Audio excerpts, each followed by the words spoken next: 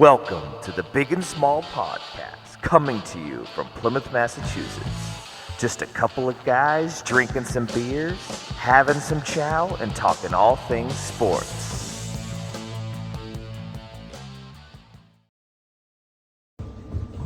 All right, guys. Early jump this week. I apologize. I'm traveling. I'm going to be out of town. So we're doing the old podcast on a Monday night at Ricky's Kitchen. That's right. From Ricky's Kitchen. Usual spread. We got some stuff here. I got a little bit of commentary from some people saying that I frequently seen reaching in and eating. 100%. It's good. Why would you not? Well, no, we got your favorite tonight coming up. Oh, I didn't want to ruin the surprise. Oh, well, we got. Tell me. Oh, we got to wait. Well, one of the items is your nice your barbecue ribs. Ooh, fall off the bone. Off the ribs. bone. That's all you need. Looking for that. Looking for that. Yeah. So we're gonna start off with the Pats. Doing nothing much as usual. There's the great Fitz. Doing not much as usual. Tough week. You know, Bill Belichick thinks it's 1990 still, where special teams matter. Yeah, I mean, it's very welcome everybody. Yes. Cheers for the boys. Cheers. Thanks for tuning in as always, and we have a lot to cover this week, Coach. We do. We just went through the list, and it's like, wow. I tell you, we're going to try and not be too long in each segment. I can't even spend any time with the Patriots segment right now, to be honest. I'm more than happy to discuss, but I'm so absolutely disgusted with how do you have one of the lowest paid quarterbacks in all of football, and you can't go on free agency and sign one person who's good. I'll give Gesicki, he's pretty good. You know, the tight end, I think that's a good upgrade. Yep. I think it's a good compliment to Andre, but I can't even talk about anybody else. How do you feel about James Robinson? James Robinson, who cares? He's 100. He's a running back. Just asking. What I him in the 5th round? I know. Come on, it's like, it's just a waste of the added. I mean, you know me, I kind of blast sports media with it, but I have to. I'm going to give Felger some credit on this one this week with those guys. But they've been. I can't be more with them. I mean, the amount of money being wasted, to your point, Coach, on freaking special team players. Special teams. Just find some small spot in the end zone. I don't get it. They gave a 4-year contract to a guy who snaps the ball. 4 years. It's unbelievable. Plus, Slater's still under contract. He's 105. I think they re-signed him. I'm saying they re-signed him. Right. That's my point. Yeah. Imagine. It's not like he's still there. They re-signed I him. mean, you could have accidentally still had Jacoby Myers Right.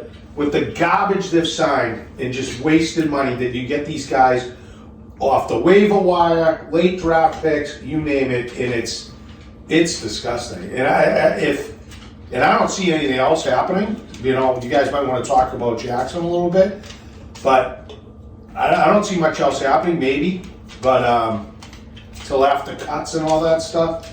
But it's bleak. He's got to go. If they don't make the playoffs this year or make any type run, I mean, it's all over. Yeah, I agree. I think, so on an optimistic note, there's 3 things. The first thing is, and it's kind of a wing and a prayer, no pun intended, that Kraft's plane was tracked going to Arizona yesterday,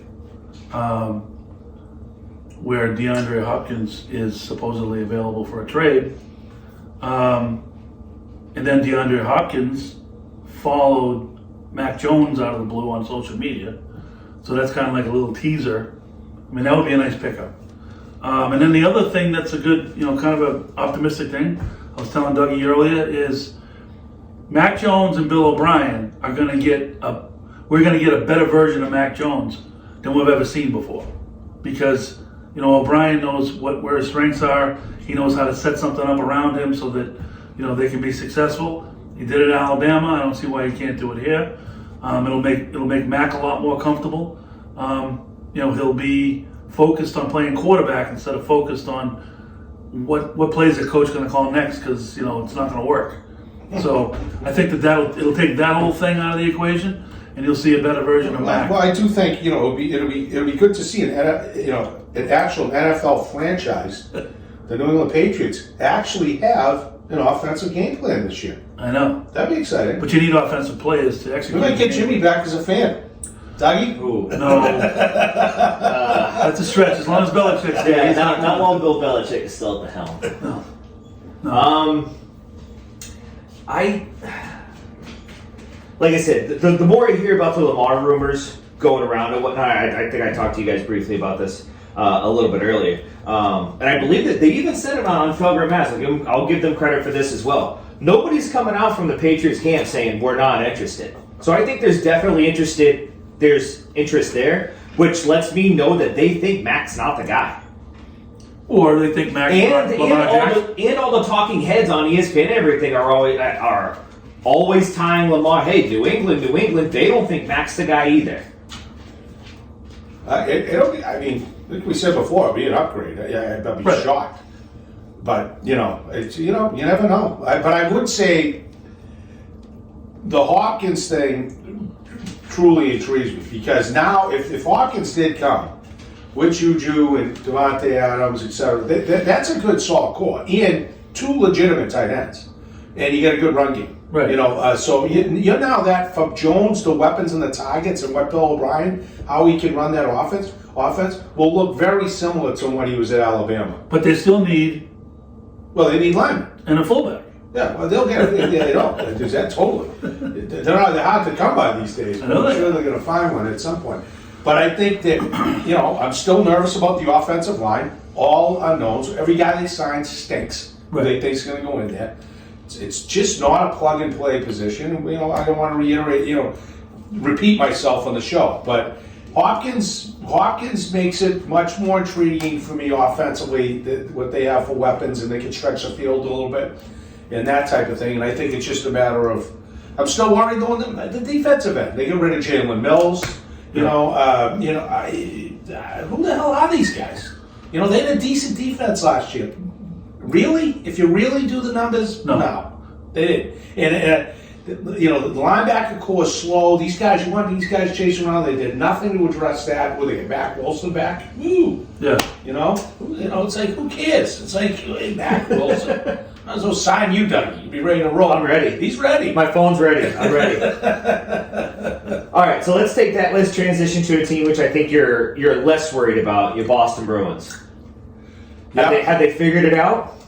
Well, like I said, I mean, the bees you must see TV. They had that, we talked about last show, a couple losses there concern me. I think what I do like, again, did you see Bergeron's minutes yesterday? Now, granted, they blew him out 7-0, but he had something like 13 minutes of ice time. Yeah.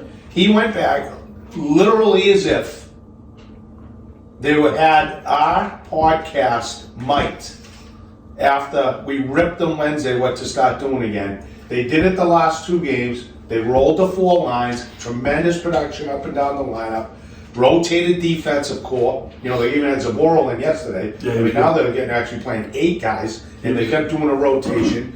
Get all these guys playing, and they were buzzing, and Coyle stepped up with had a good game, defensive core. I mean, they're impressive to watch. I think Bertuzzi's settling in. Mm-hmm. I think he looks better. He looks more confident with the group. It's not easy. Sees a lot of these guys he's walking in with, and they're killing it. And I think that's been good to see.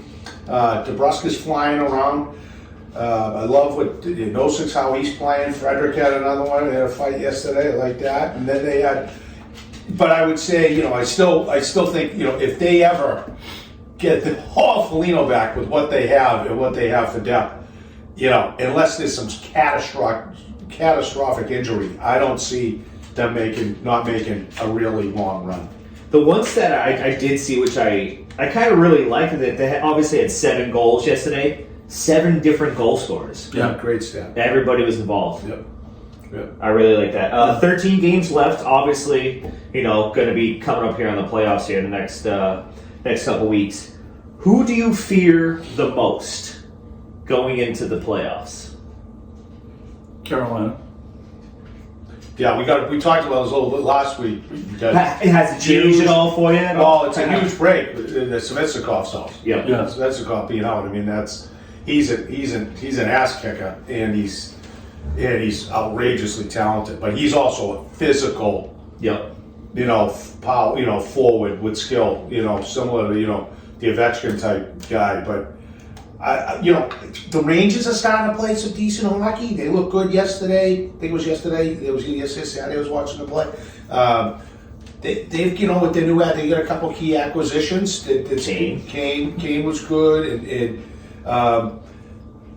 but then you get, I'm not worried about them, but I think, Vasilevsky is, that they're a veteran team. Tampa's been there. They've made plenty of runs, and he's still the best goalie in the world. Yeah, and I mean, you got to get through somebody to get there, right? So, but I think they got the tools to do it, the weapons to do it now. Well, they didn't in the past. In the past, you'd have to hope for, Vasilevsky to have a bad game, and actually Tampa as a whole have a bad game. But now, they can come in and give them what they got, and I don't think Tampa's as good. They're not as good. Yeah, and the other thing is, I remember too for the Bruins, like watching some different things. I think Marchand's been moving a little better. He came off the hip. Sometimes that stuff just clicks in. The other one I kind of been ripping is McAvoy. McAvoy played great the last couple games. Yeah. Real active, really mobile, taking the body. Really like what I see out of him. But again, you remember that's another guy. Now, granted, it's deep in the season, but still, you're still getting into. Sometimes it just clicks. You're feeling 100% again. You're seeing things right. You're feeling 100% comfortable.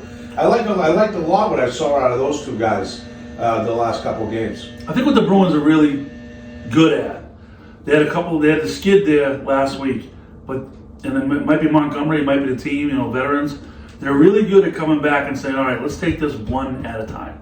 And you get the feeling that they take every single game one at a time. Like, they don't look at how many points they have, they don't look at who they might play in the playoffs. They really take a step back and just say, hey, we're going to come out tonight, and we're going to compete tonight. We want to get the win tonight and not worry about tomorrow. And I think that really, really works for them. And I think that's why they're really successful this year. And I also think it's why more guys are involved, because they're all going out saying, I'm going to compete tonight. That's the message. And that's what Hathaway, my God, that guy's great. Yep, huge pickup. Huge. And also physical. The thing with them too is they're physical. He's got a great scoring touch, though. He can rip it. You got Zaka can rip it. He's been ripping. I mean, you go on and on. I mean, it's crazy. And then, I think that his system, he believes in it. The guys believe in it. Defensemen playing all three zones, how you rotate. I think they have a really.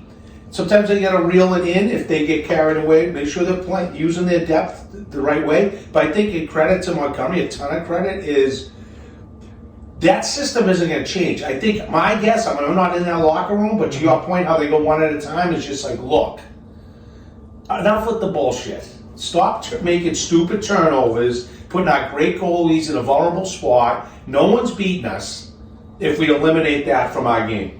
If we don't give up just that stupid, easy goals, get lazy, we're thinking we're a little better than we are. We'll get the Celtics talk, and then I think their recipe of discussion and how to correct or fix is simple. It's not like all of a sudden they panic and go, ooh, dump and chase every time. It's everything. They just play the game the right way, and I think Brickley talks about that a lot in the show when he's doing the broadcast. It's when they attention to detail, I think, is his favorite line. When they have that attention to detail, they're really just unstoppable. So obviously they're a great team, but what do you think their biggest question marks are going into the postseason? Well, my end of it's just I want to see if everybody's healthy, and then the question marks are going to be who you go with. What are these combos going to look like? If they're healthy, I don't really have any worries. I think he's going to be, who that sixth defenseman is going to be interesting every night. I think we talked about this already, Coach, and I know you like talking about that a little bit. Yeah, but I think they'll figure that out, and I think they are figuring out that now. But I think what Dougie's getting at is, Almack has looked less than, what he's been all season, and Swayman now looks like the dominant goalie. So is that a question going in the playoffs? Do you ride the hot hand? Like, he's had two shutouts in a row. What if he lets up, I don't know, only 2 or 3 goals the rest of the way, grabs another shutout or something like that? Now Montgomery's saying, do I go with my guy, or do I put Swayman in, who's right now playing better? That's a question that I think can come up, and you never know. It's a good problem to have. It is a good problem to have.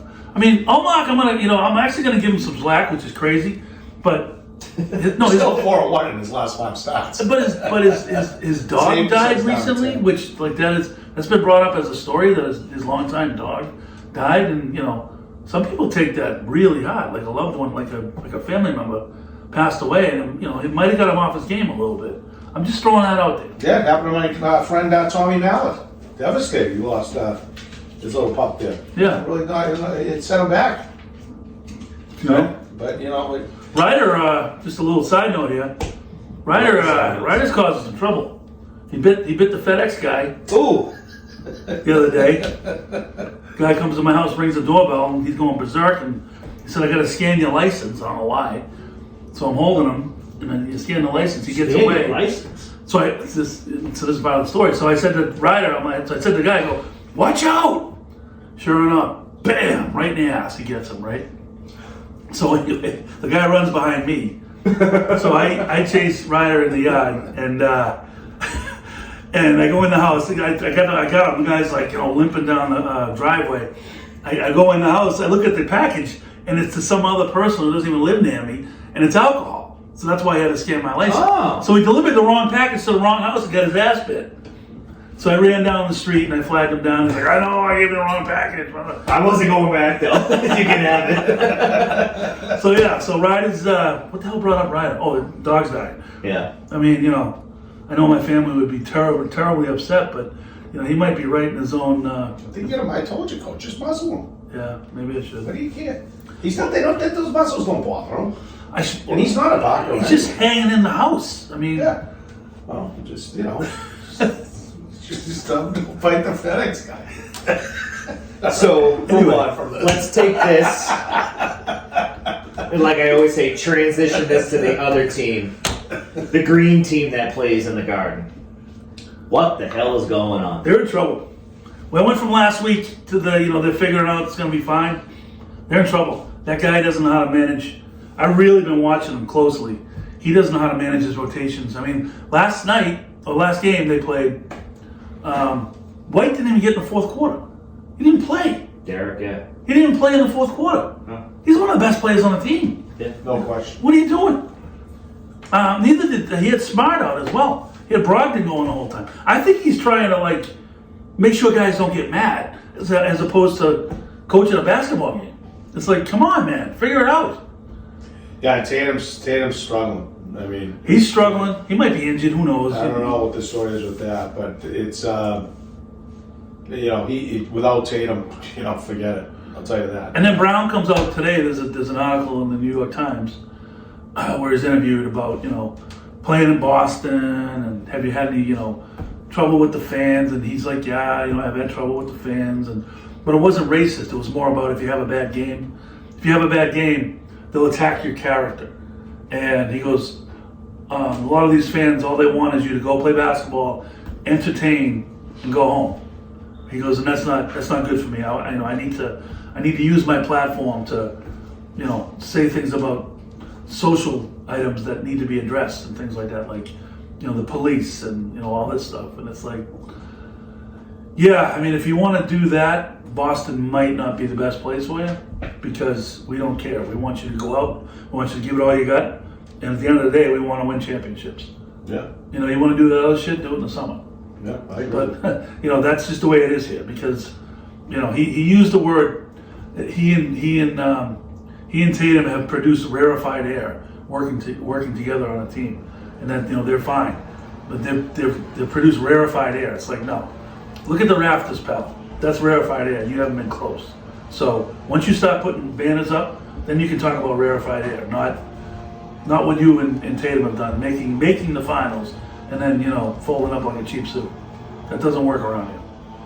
Yeah, I agree with you 100%. I mean, that's what I said. We've been talking about how long? It's got to be 3 podcasts. This is probably our 3rd podcast talking about the Celtics and just getting into the whole thing of, way over, think they're way better than they are. I don't think they're terribly hard workers. The rotations continue to be a problem. It's until they solve it, it's exactly what we've been saying. I really don't need to get going in it any longer, except they got to play with more compete. They got to play with more urgency. They have to be out there and, to your point, like really say and not. I'm shocked that this team just gets the playoffs and is able to flip the switch. Well, they're going to get at 76ers in the second round. Right. So if you're not, going on They're all not ready. cylinders, you're gone. Bye-bye. But I think they're just basically they're having the same continued problems, and Missoula and as a crew, they have not, unlike the Bruins that we saw. They made some adjustments, came out, played the game with more intensity, more urgency, and they get results. Right. And until you start doing that, But I don't know, Bruins- they're not, and they're also not. They were really fun to watch, the Celtics. I mean, I was really locked in, and they're becoming a tough watch. I got to be honest.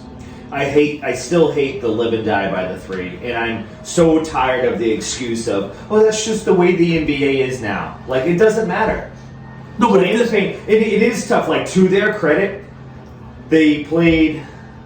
When they played, was it last night or the night before? The Jazz. They lost. Night before. Night before. They shot like 43% from three. Still lost. Yeah.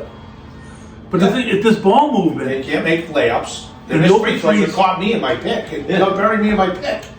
Grant Williams runs into a two redwoods trying to do a layup. Oh yeah. Olenek the Clinic shot him down. supposed to get his arms up. I know. When did he play in college? Ooh. Gonzaga. Oh. Oh. Gonzaga. That's it, baby. The Zags. I That's got right. it. But yeah, but if they move the ball, Dougie, the three isn't bad because those guys are good enough to hit it if it's open. You know what I mean? It's not a bad shot when you move the ball. It's when it's dribble, 2 seconds left, got to heave it. That doesn't work. So, and that's what they're doing. You know what I mean? They give it to Tatum and they get out of the way, even though he's not. And that's why he's struggling because he's getting the ball, deep in the shot clock, and he's got to do things that, are tough. You don't give a high percentage shot. So, what do we got next? It's just they had a 19-point lead again. I mean, it is Yeah.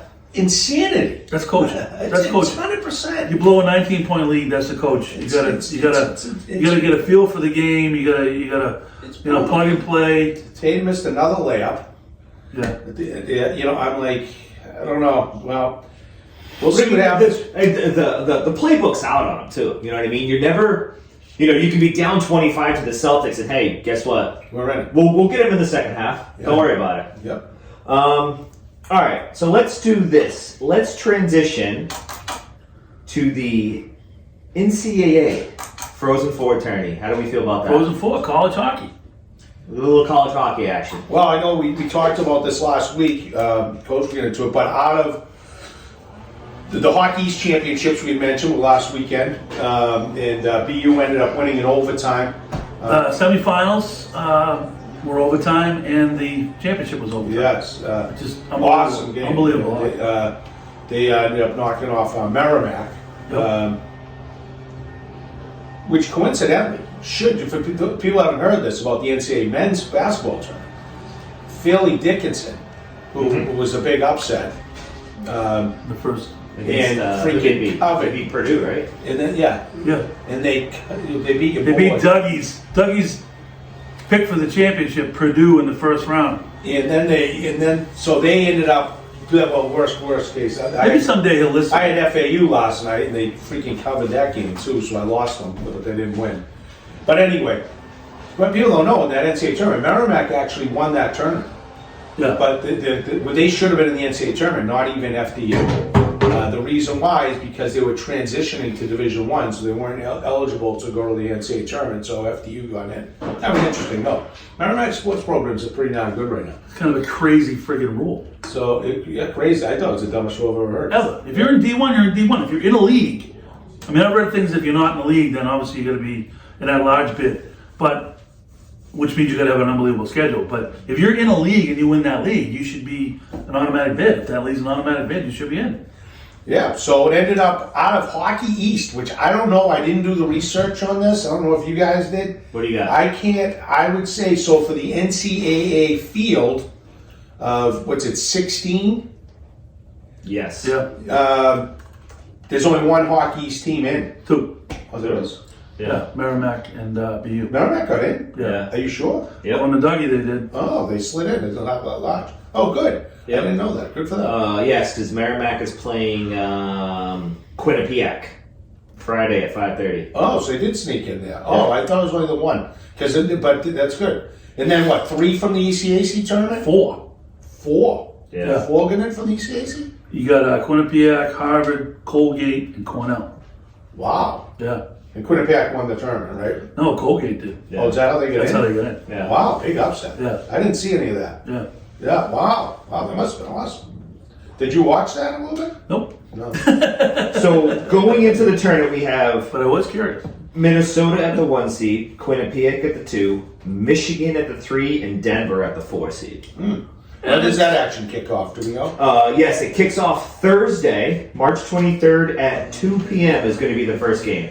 You could watch all the games on either ESPN2, ESPNU, or ESPN News. Oh, nice. All right. So it'll be good. So it'll be good. That's so they can match that up with some college basketball coming up. That's nice. Yeah, so first game kicks off is going to be Western Michigan versus BU to kick it all off. And I believe they're playing down in Tampa. I don't know. I believe is where where they're playing. If they're in Tampa, I'm there. Maybe I'll go. Yeah, give us an up right in their report. Be a live update. You'll check in with J. Pandolfo. All right, let's take that. Let's go to the World Baseball Classic. Yeah, we touched on it last week. Been a lot of bad press because the closer, what's his name? Diaz? Diaz and the Mets got When the hurt. Mets got hurt celebrating season-ending knee injury. People slamming that thing left and right. But I tell you, it's by far the most watched baseball event, maybe besides the World Series, but it might even be better than the World Series as far as like national interest, International. global interest, where baseball is relevant with a bunch of games that don't matter, but all the players are into it. For every team is into it, and it's fun to watch. You get the star-studded games. It's entertaining, and with the rules where the pitches are on a pitch count, it makes it interesting because It's like Little League. well, yeah, I mean the rules like Little League, and you understand the rule because you don't want to blow a guy's arm out this time of the year. But because there's that element of it, there was a lot of managerial things going on in there, and the coaches got to make the right moves. And when you got a bench full of all-stars, it's fun to see them plug and play. Yeah. I mean, it's funny. I always have a little notes here. What we're talking. You notice he's got notes. He's got notes. I don't have notes. Dougie. I'm a freelance guy. What do you mean? Well, Dougie usually does he has our order and stuff, but I always write down topics. But I have it on my table, and my son, who's playing up at Endicott College baseball, was home and went back yesterday. And before he left a note because he loves. Him and his buddies are all locked into this WBC. Dad, I need $100. Well, I got that today, but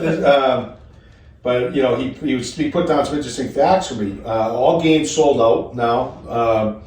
In Puerto Rico, 61% of the TVs were watching, and as of now, over 1 million have attended the games in this classic. So I think the previous high was around 550,000. So they doubled it with the interest in what's going on. It's a great product. And I would say though, which is fascinating to me, that it's doing as well as it is though, with as little. I mean, MLB. Yeah. It's embarrassing. I mean, well, they're kind of like people don't even know about it. They don't even like. They don't. If we even, endorse like, this, then we're advertise it. endorsing The sports channels basically. guys getting hurt. It's crazy. It's nuts. It's like you get to see some of the best in the world. U.S. crushed Cuba last night in one of the semis. So they go to the finals. I think that's Wednesday night. Well, I liked the game before when they were playing Venezuela. Yeah. Oh yeah. And Trey Turner comes in and hits an absolute moonshot to put them up. 86 mile an hour changeup down the middle. Doesn't matter. 0-2 count. Like I think I could have hit that pitch. Doesn't matter. He crushed it though. I know he did Yeah, crush it. crushed I was it. like, Great spot for him. Like What do you think? it's kind of bringing baseball back a little bit, which I think is really good for the sport. They really needed it, and I love baseball. I think this is very good. It's almost kind of like the perfect time for it too. Yeah, I just love. That's why I love college football too. I love the pageantry. I love the fans. I love the bands. I love the mascots. You know, a typical NFL game to me. If you go, I know everybody's gonna probably think I'm a weirdo, but the fact of the matter is, it's like watching paint dry. Painful. Timeout after timeout. Yeah. There's no pageantry. Half the people just sit their ass. Well, people, it's a 2-hour line to get to the bathroom. College football, it's rock. The big schools, it's rocking. You know, games are long, but it's rocking. But this, what I love of this, you don't see this. The World Series crowds get going, you know, but they're not, you know, the pageantry, the drums. We talked about this, I think, before. Yes. About Pedro when he was in Boston. And but that's what why I think it's fun to watch as well, because to see the enthusiasm and all the people being so engaged in it is pretty cool to me. And you mentioned before, it's like similar to like when you see like a World Cup game. But I think the skill level with those players makes it fun to watch. Oh yeah, they're talent. But so U.S. play is going to the finals. I think Wednesday night, right? Or is that Thursday night? I'm not sure. And then tonight the semifinal tonight is Puerto Rico. No, tonight is Mexico and Japan. Japan. So the U.S. plays the winner of that game. I think 7:00 on FS1. So if you're looking to watch old baseball, see who the U.S. is going to play later in the week, worth a good take. And I know the Bruins and Celtics aren't on tonight. Nope. So I'd be all over it. I believe the final is finals tomorrow. Yeah. Yeah, they probably want to get it done so they can get these guys back to their teams. And Yep. Tomorrow, Stop with 7 the people o'clock. pitch. Must see TV, as you like to say. let's see TV. All right, so the madness of March, little March Madness going on. Year of the upsets. We got a lot of stuff going on. Purdue's out, Kansas is out. We got our kind of storybook or fairy tale teams going on with Princeton and Fairlane Dickinson. I believe they're Fairleigh out. Dickinson's Fairleigh out. They lost. That's what I was saying Really? earlier. They lost to FAU yesterday. Yep. Our pool Last night. didn't fare so well. We had Providence who gave up. We have Creighton, who's still in it. Thank God, Cretan, you bailed us out. And then let's see, we had Xavier won but didn't cover, Correct. and Gonzaga won but didn't cover. Right. Killed me. Twice. Two Yes. different pools. Yeah. I got But that was whacked what Saturday we night. had 15. Well, Saturday night, all my pools I got whacked. I was rolling. Then I had all the games. I was all fired up to watch. We're on like 4, 7, 9, all lost.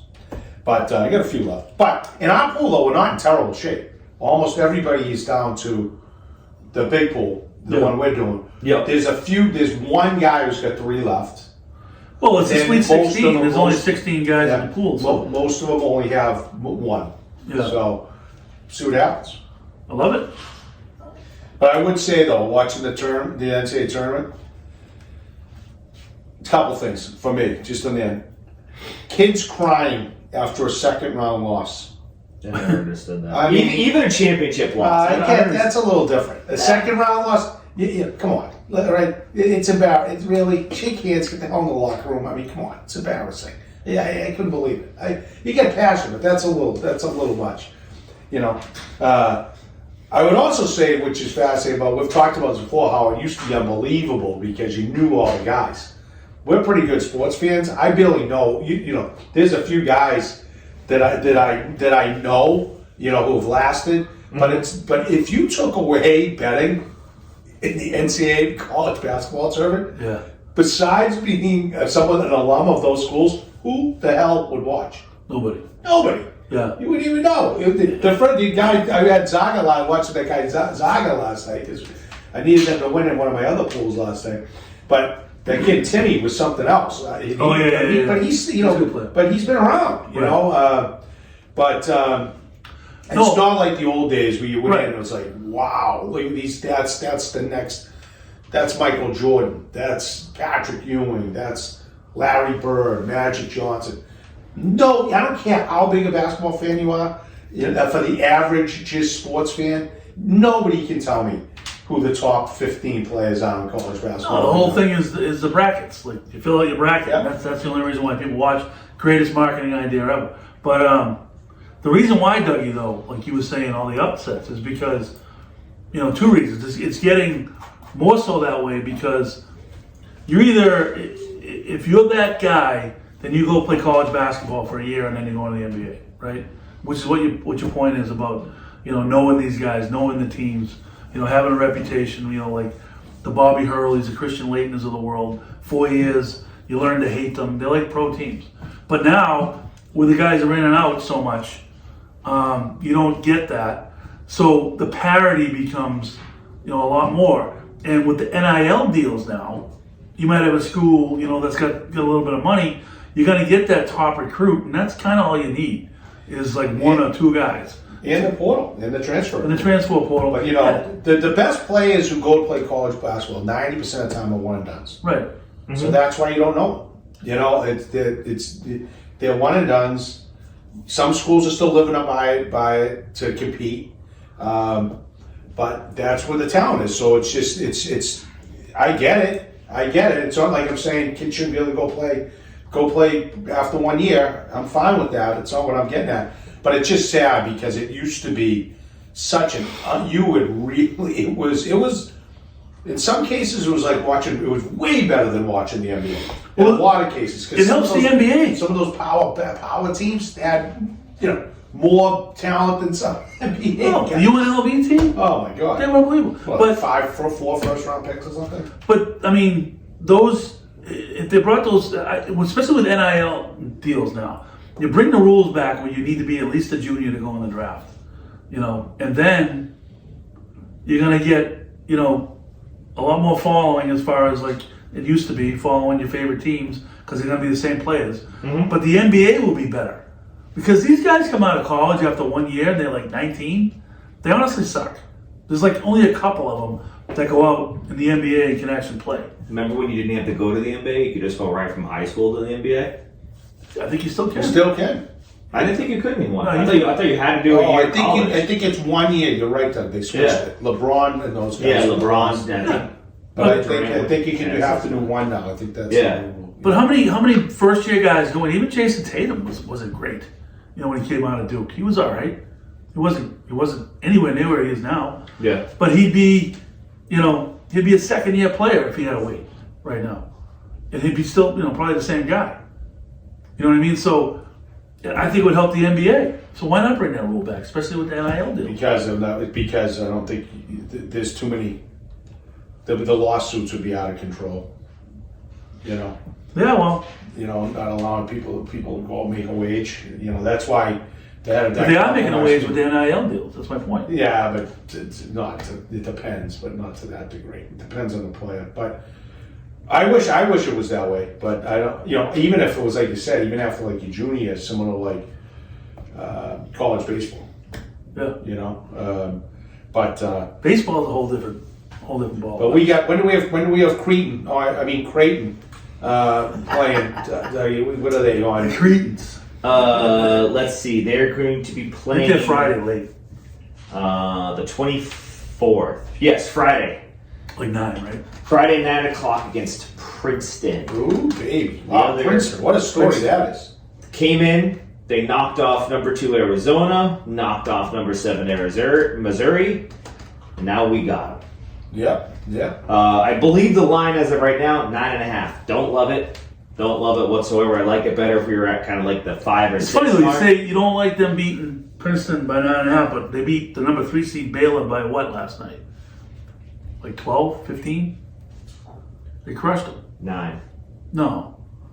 It was 78 to what? 76-85. Okay, 9. So still, Baylor's a better team than Princeton.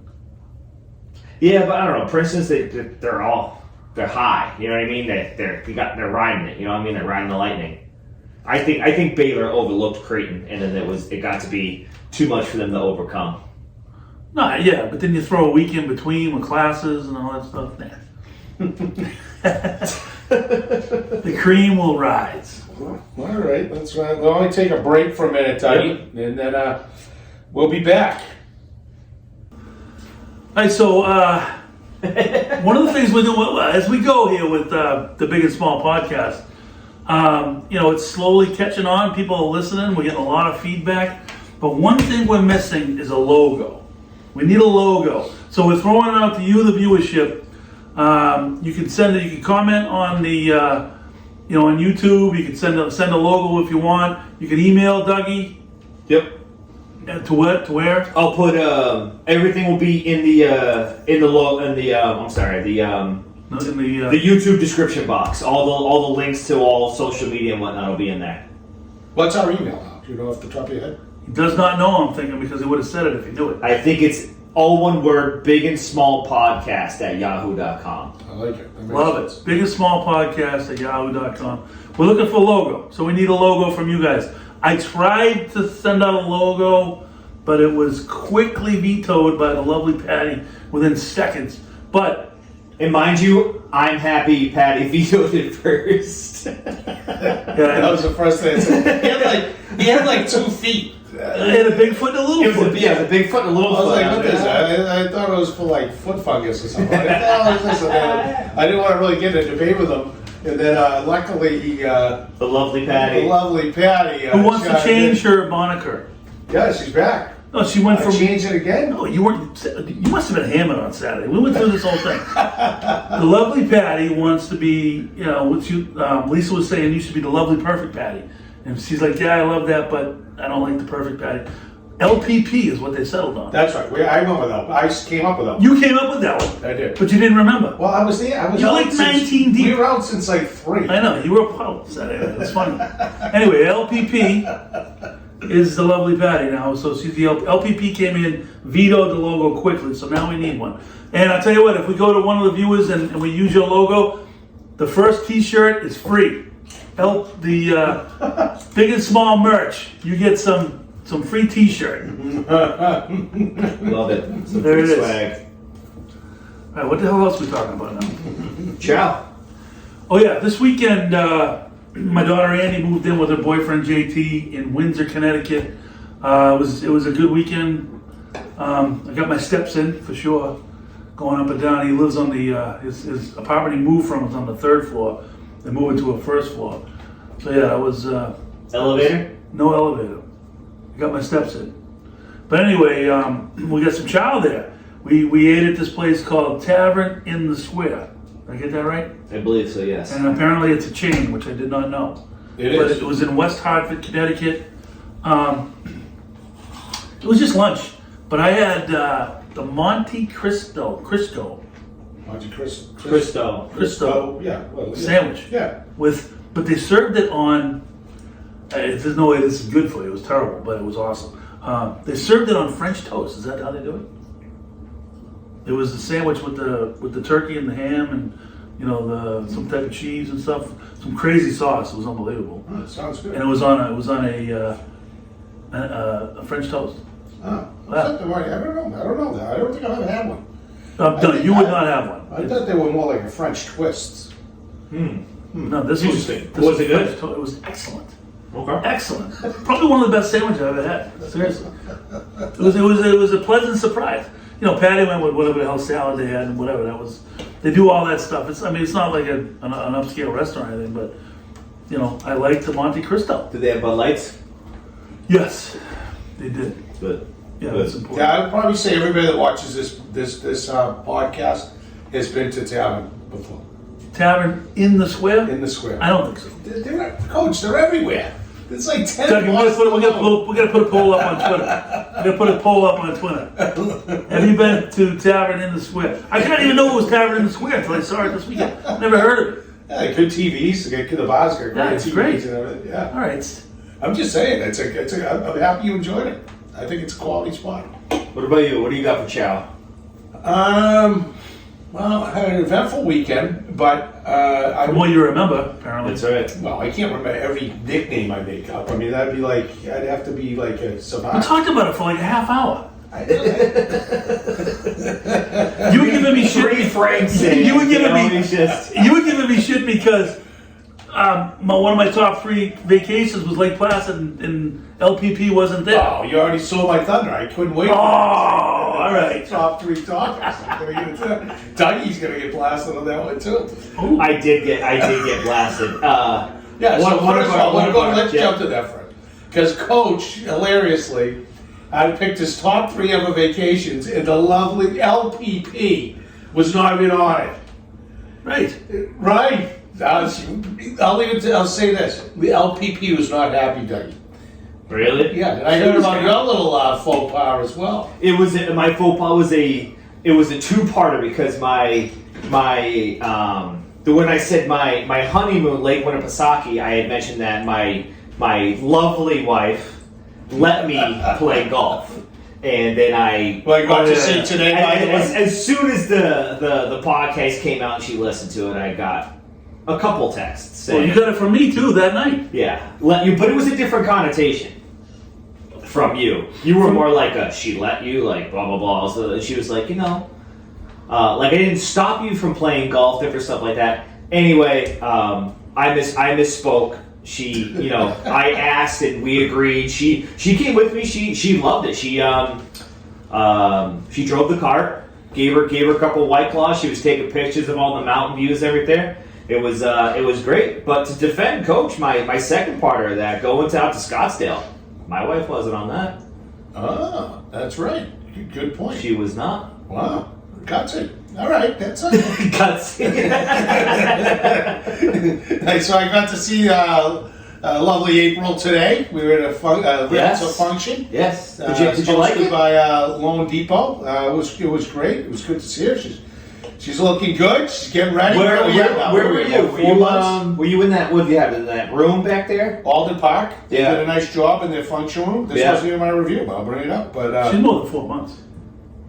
how far away till she's due?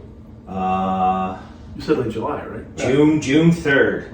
So we're like 11 weeks away. Yes. She's getting to the launch pad. I know. That's what I said. She's on by saying 3 months away. Oh. Yeah, we're getting ready. But she was there, so yeah, it was nice. It was a good function. Loan Depot sponsored it. They then it was continuing education, and then they had a little quick happy hour afterwards. And good joint. I think we might have talked about Alden Park before, but it was nice. They did a nice job in the back room function.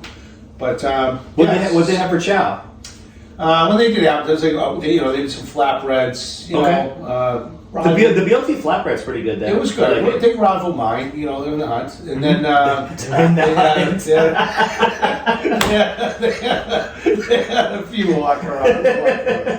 But it was easy. I was in and out. I got out of there. It was nice. It was a good, quick time, but it was great to see. Lisa let you go there? Yes. Yes.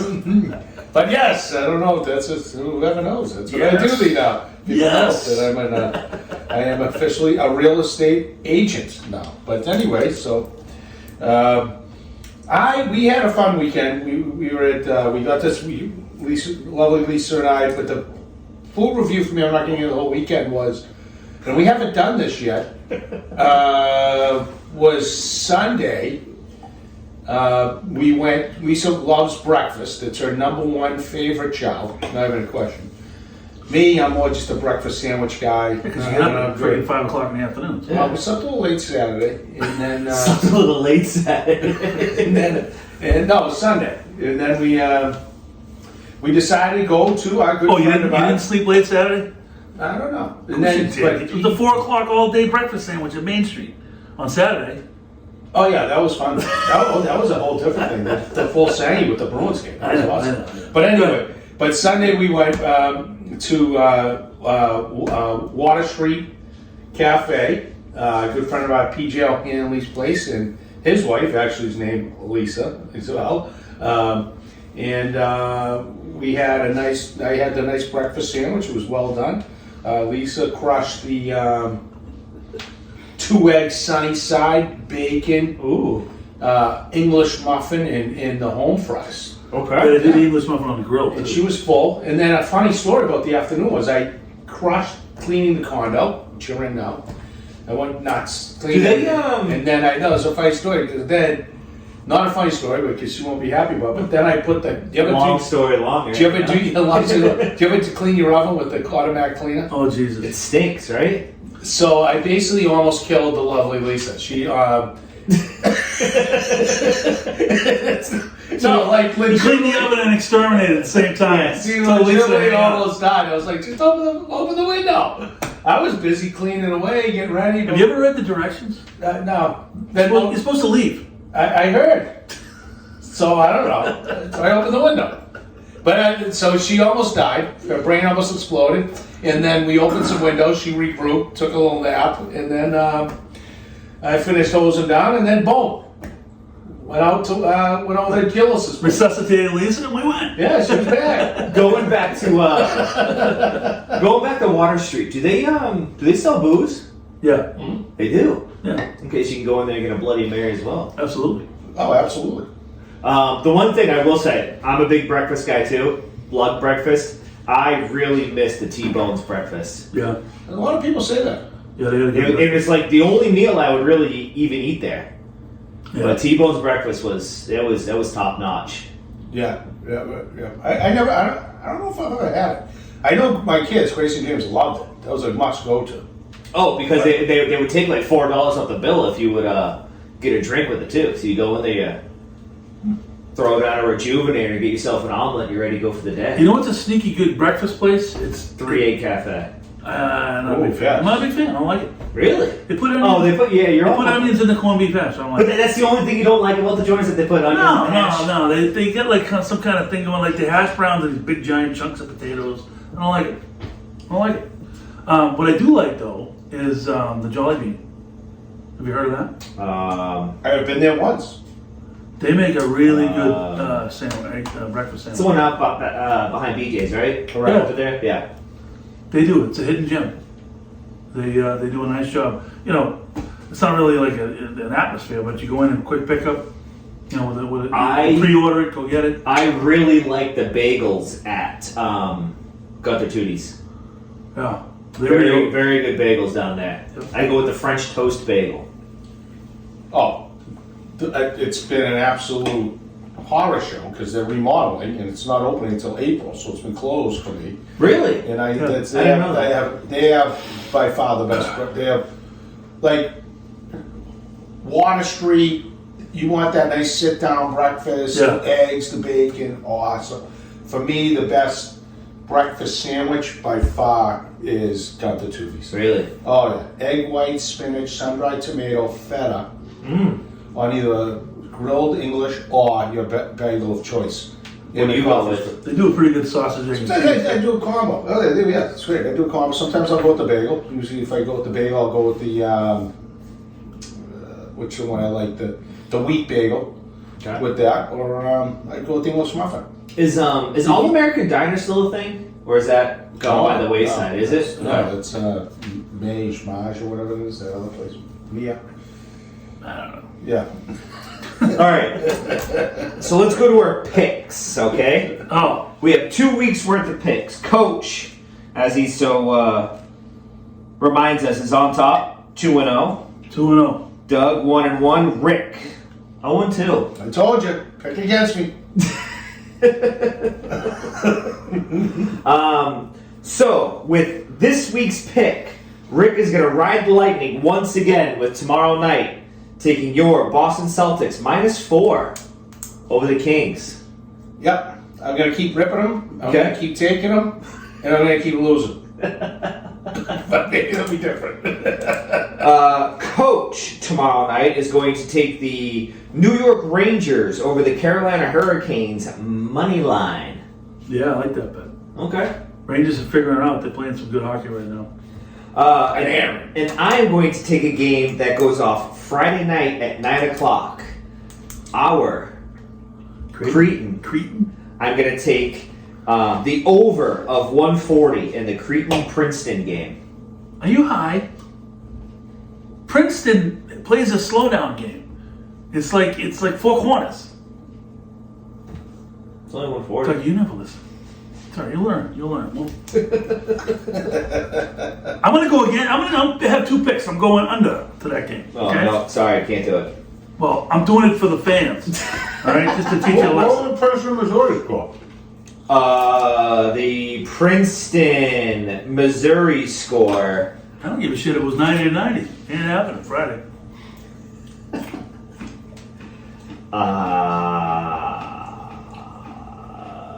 Let's see. Hold, please. I actually got a text to kill some time here from a good friend of ours, Sean Grillis, who talks about, because I went down to see him last week with my taxes, and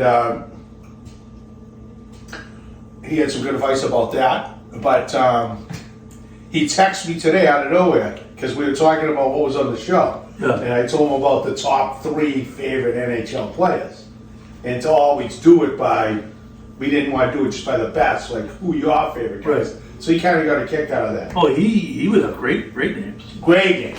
So his number 1 guy was Bob Gainey. Love it. Yeah, he's such a contrarian because of course it's Canadian. Yeah. And I said, I can believe it. Hilton picked Guy Lafleur. Yeah. All I want to do is stab both those guys for God's sake. But he sent me a text today while I brought it up. It was just funny random text. He goes, one of my favorite guys I didn't bring up, Rick, but Charlie Simmer. Classic. That's right in the Bobby Schmartz realm. Totally. That's what I said to him. I said back to him, one of my all-time favorites is Marcel Leon. Yes. They were unbelievable that line. And that was when they wore the purple and gold. The Kings. The same colors of the Lakers. That's right. The Princeton, Missouri game. Princeton won 78-63 to a total of 141.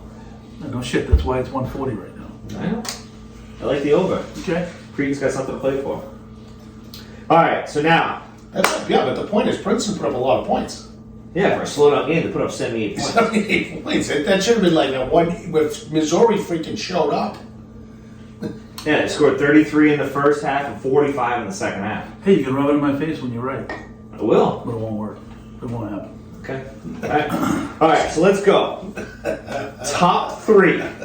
Top 3. Everybody's favorite. Top 3 of the week. This week, we're going to go your top 3 favorite golf courses that you have played, that you've had the honor of playing. So, pretty confident in here saying that nobody's played Augusta. No. So that should not be on anybody's list. So, Coach, as always. Yeah, so I'm going to start it out with a course that I'm actually going to play this coming Saturday down in the Myrtle Beach area with my buddies that I grew up with, that Bob Doyle, Bill Leland, 2 guys I grew up with that are living in the area down there now. They're both members of this club. Thistle is the name. It's a 27-hole golf course. And the reason why it's one of my favorites is, obviously it's really well kept. It's really a nice place. It's a really nice. It's a club that's in a neighborhood, really nice upscale houses, but they cater to the guy coming down to golf. So I mean everything. Like the second you get there, they're at your car, they grab your bag, they wipe your clubs off. What can I get you, sir? This, that. I mean, it's awesome, and it's very reasonable too.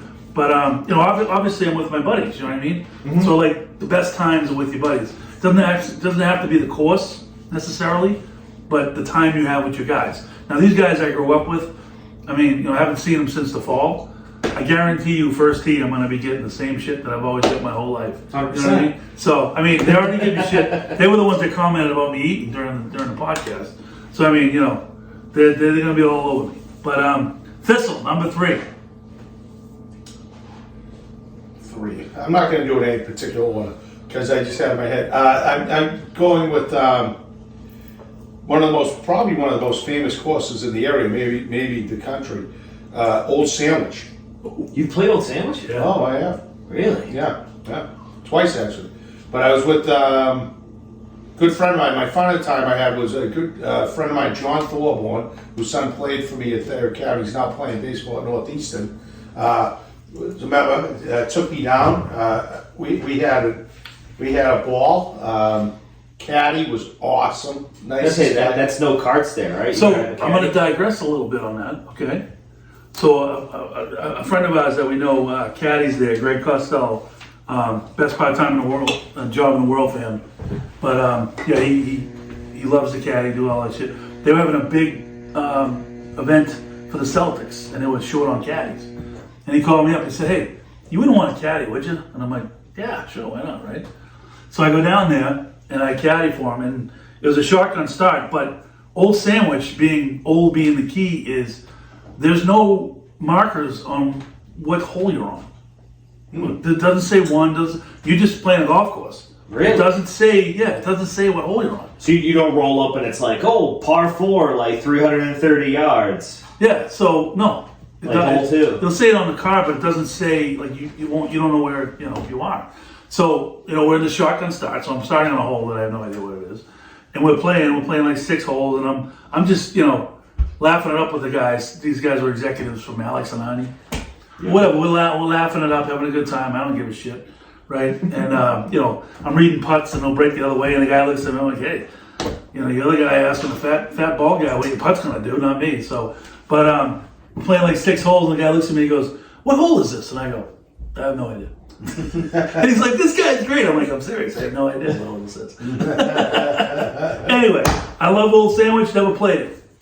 We're getting out of this. But if people don't know, most people would know if they've ever golfed. It's exclusive. It's got like the helicopter pad. Oh my god. People come in from all over. Brady's a member there. Yeah, it's like the who's who. Wayne Huizenga. So it was the funniest thing because I walk in. First you get there and they grab your stuff and they say, go down to the clubhouse, get whatever you need. You go in, it's like, it's whatever you need. But I was in the clubhouse, so you think it's like the clubhouse because like you go in, it's the men's locker room, but it's like you would have thought it was like the clubhouse. That's how unbelievable. It's flat screens, couches.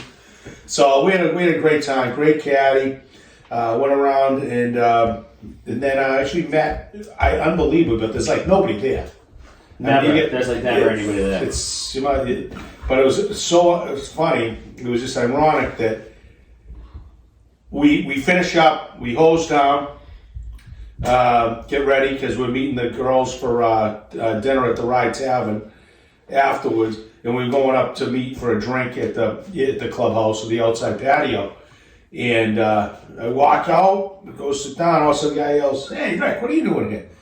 So a fellow named Larry Citrullo, very well established attorney up in the Boston area, and he played college football. He was my high school coach's, my college coach's roommate at Harvard, and I coached his son in football and baseball at BB&M. So it was hilarious. So that was a great day. You're like the mayor, everybody. But that was, You and Jimmy Wiley know everybody this side of the Mississippi. But that was crazy because there were literally like 3 people in the place, and all of a sudden, but it was, but that course that's a great place. Yeah. Mine is actually out in Arizona. In Mesa, Arizona, a place called Painted Mountain. We played it on my bachelor trip out there last year. It was beautiful, absolutely beautiful. The desert golf. You got the red rocks in the background, and it seems like I don't know which came first, the neighborhoods or the golf courses. I want to say the golf courses first, and it seems like they built the neighborhoods right around the golf courses. It's tough because it's almost like target golf a little bit where you have your fairway and then it's like 10 to 15 yards of just kind of like desert crap and then people's backyards. Yeah. So you can't really miss, and all the houses are like stucco. So even if you hit a house, you don't really hear it hit the house. But it was just beautiful. It was green. They had water. It was awesome. It was so fun. I had never played desert golf before except there, and it was just it was nice. It was something different from your typical New England golf course. It was nice. It was really pretty. It was fun. Yeah, and the weather was nice. The weather was nice. Another thing I got shit for from my lovely wife April. Should we want to go there right now? We leave, and it's my fault that a snowstorm comes, and she had to go outside and shovel her way out. You didn't leave her phone number for someone to come over and help out? No. Yeah. Good veteran move. Let's move on. You didn't look at the forecast or anything? Jeez, it might snow. I was more worried about the forecast out in Arizona. All right, go. Number 2 for me is a golf course on the Cape, not the one you're thinking of, but we played there. I played there actually a number of times. It formerly was Country Club of Cape Cod, but now it's Saconesset. Yeah, we played there together. Yeah, we did. That golf course is really nice. Really? Again, like for me, a golf course is not only about the golf course. I love the golf course. I like a golf course where every hole is different. You know, you don't get that a lot. Like especially around here, like the Pine Hills. You know, Pine Hills is a beautiful place, beautiful golf course, but you get a lot of dog leg left, dog leg right. I mean, it's not That's my really. number 2. Huh? That's my number 2. It is. Yeah, just because I don't get to play much. I try to play it like once a year. Yeah. It's expensive, but you do get that like. It's because they like that professional feeling. You know, you're walking up, they take your bag for you. You That's know, what I'm you're saying. doing this, you're doing that. But that's what I'm saying about Sacanesset is it's the whole experience, right? And they treat you like you deserve that experience, which is the best.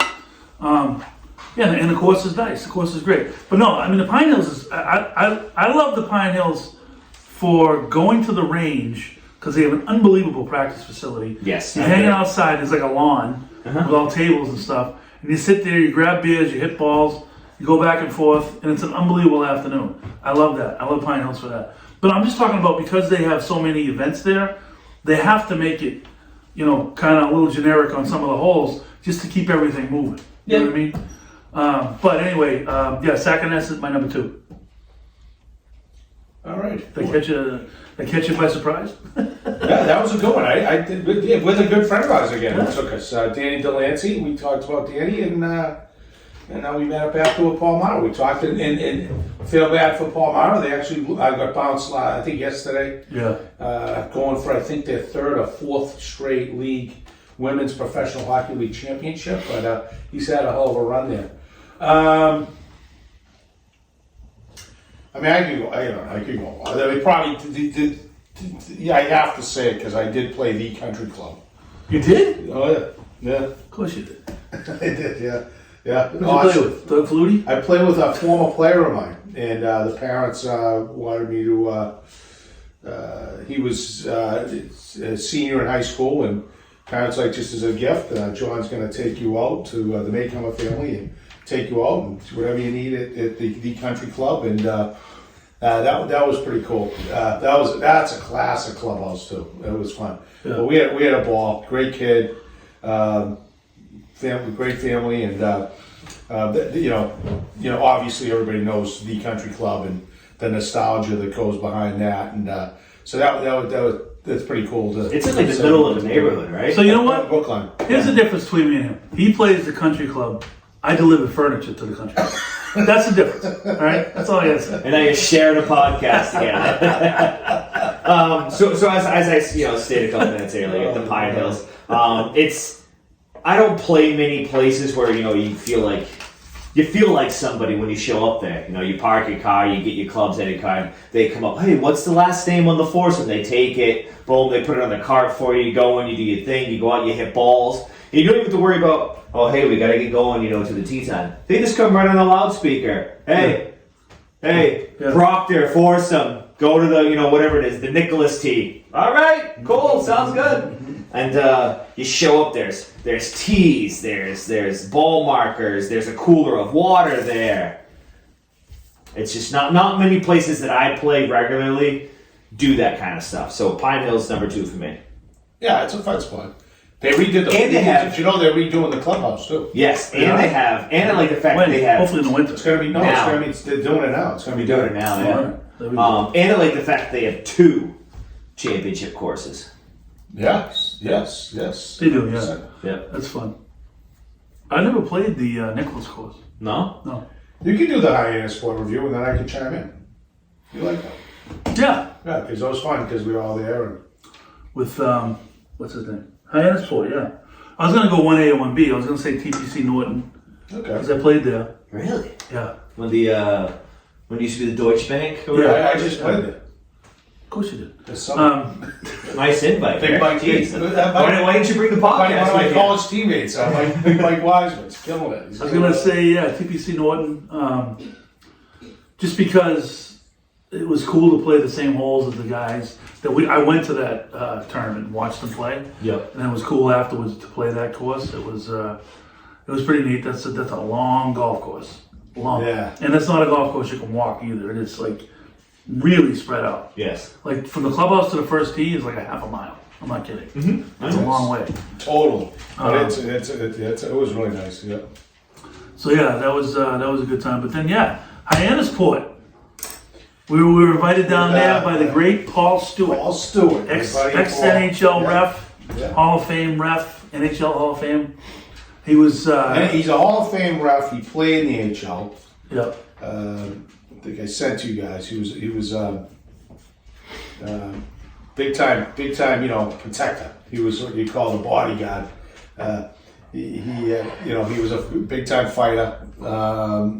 His awesome book, he gave me his You book. Wanna Go. And it says, "You wanna go." That's the name of the book. Decided. Super guy. I got to know Paul well because he would.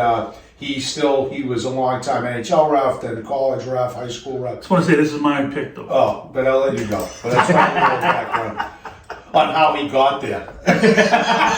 On my invite. I rode Ricky's coattails, and it was awesome. Well, in exchange for that, for years now, I've been giving him advice / information on how NFL football is played. Because as we know, I know more about football than Ricky. That's true. All right, I actually had him to say, you know more about football than I do. So, in exchange for We'll find that, out during football season. we'll find out for sure. But anyway, no, the golf course itself was unbelievable. You're on the first tee, and Paul Stewart's like, that's where Kennedy's chopper used to land over there, and that's Maria Shriver's house. Schwarzenegger lost in a divorce. I mean, it was one of those deals. It's an absolutely beautiful place. And we went on a day that was like Perfect. 85, sunny, no wind. Really? And everything. I mean, it was just, you look at the bay there in Hyannis. I mean, it was absolutely gorgeous. But you could tell that place could be really cold. With the wind coming off the water and Yeah, stuff. we get that right. But it was awesome. But not only was the golf awesome, the golf course is unreal. But then afterwards, I'm going to give him props again. We go in the clubhouse. Well, also we played with Brian Nolan. So Brian Brian came, who had a blast with he loved it, and him and Coach, I just golf, shoot the shit. They like talking, so they like talking away. And Stewie, factory guy, he's got good stories, but he can spin a tail. Jesus Christ. 10. So it's every hole. It's like Every hole. So it would take us like it was a long round. I'll leave it at that. 6 hours later. Claim to fame, though, I drove the second green. 100 beers later. I drove the second green. I hit it, and Stewart goes, I think that's on the green. I'm like, no way. He's like, I'm telling you, it's on the green. Sure as shit, we get up there. Yeah, you guys play good. Yeah. You guys play good. But anyway, Three putt. no, I didn't 3-putt. I birdied the hole. But but after the round, we go in the clubhouse. Beautiful clubhouse, overlooking that bay and stuff like that. This guy, he knows everybody. Told you, he's like the The man. UConn hockey coach is at the bar drinking. Comes over to us and starts talking to him. Vicky! I'm like, are you shit me? Who do you not know? That was unbelievable. That was a good time. I enjoyed that. Mikey Cavanaugh, they had a great season too. Great guy. He played at Bowdoin College. Yeah, we go back a ways, but And you knew some guy out in the patio before we started. yeah, who the heck was that? Anyway, I do know. But that golf course is beautiful. It's unreal. Yeah. Unreal. Yeah, that's spectacular.